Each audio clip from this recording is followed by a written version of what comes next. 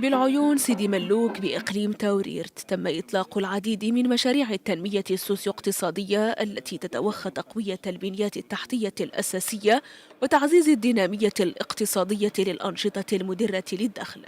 وفي هذا الإطار قام عامل إقليم توريرت العربي التويجر بإعطاء انطلاقة أشغال تهيئة المحاور الرئيسية بالمدينة بكلفة إجمالية تبلغ 20 مليون درهم، موزعة على شطرين وتهم تعبيد الطرق وتبليط الأرصفة.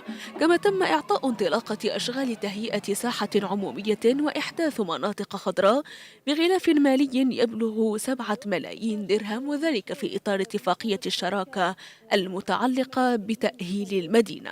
وفي إطار الجهود الرامية إلى النهوض بالأنشطة المدرة للدخل، قام عامل الإقليم بتسليم عدد من المعدات والتجهيزات لفائدة 4 تعاونيات.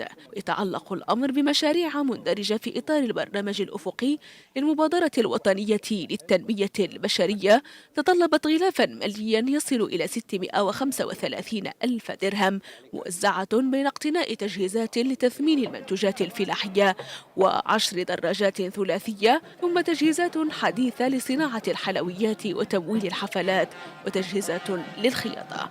كما تم بالمناسبة ذاتها تسليم مفاتيح سيارة إسعاف طبية مقتناة من طرف المجلس الإقليمي لتوريرت لفائدة جماعة العيون سيدي ملوك.